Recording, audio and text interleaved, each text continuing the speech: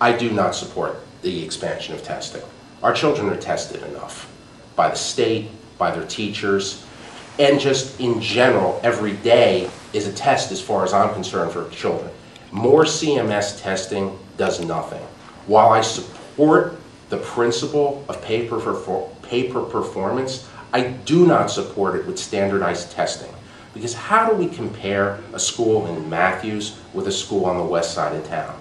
Are they going to come up with different tests and try to say, well, the kids on the west side aren't as good as the kids in Matthews, so we'll give the kids in Matthews a more difficult test than we're going to give the kids in West Charlotte? No, we don't need that. We already have the state tests. And if our schools were completely effective, students should be able to pass the state tests comfortably. And certainly there's going to be some children that just aren't going to be up to par, even in our better performing schools. But maybe what we need to do with them is try to get away from some of this social promotion and some of this just keeping kids together just for the sake of keeping kids together when it's actually hurting some of these lower performing kids. By the time they get to 5th and 6th grade, they know they can't do the work, so why bother? Maybe what we need to do in that case is to take the kids the way we used to and say, you're the advanced, you're the average, you're the below average, and take those below average kids and make sure they actually complete a skill before they can move on to the next skill. So that would go totally against testing, because testing for what? So a teacher gets stuck with lower performing kids that can't pass a standardized test, and that teacher should be penalized because the kid he or she was given? No. I think it's more important, if you're going to pay for performance, do year over year and see how effective that teacher is with getting her students up to a grade level or up to a minimum degree of performance, and then start paying based upon that. To me, that's more of an effective teacher than somebody who's has 97% of kids passing a test just because they're in a certain area. In theory, the test that CMS has rolled out, it's not the score on the test that would be used in evaluating pay, but it is a calculation of student growth. So that is the theory behind this, that actually they're not comparing scale scores, but they're comparing a growth score for each student. Would that change your view on this? Absolutely not. It's probably actually worse.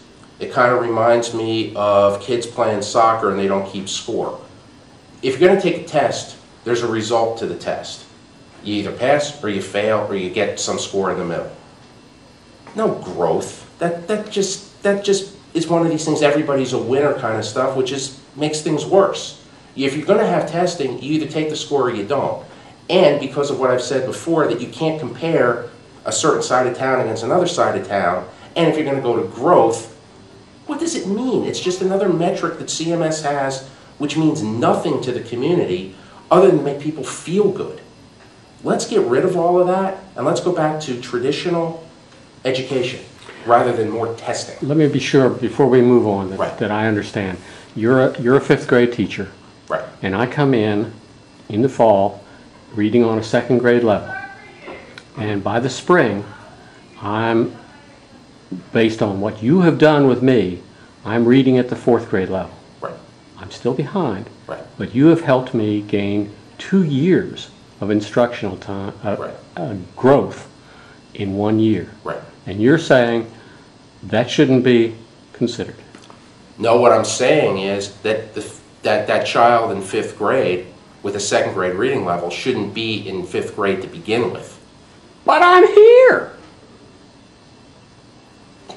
I wouldn't pass that child on to 6th grade until that child gets up to 5th grade. I would give that teacher kudos for getting that child up 2 years in 1 year, but I think the whole premise is wrong when that child, like you said, I'm here as a 2nd grade, on a 2nd grade level in 5th grade. We need to get away from that. Certainly that's the reality, but we need to deal with this reality now by going back to no social promotion, and then deal with what we have now in the system, but the children starting in the system now don't get socially promoted unless they can do basic grade level work as defined by the state.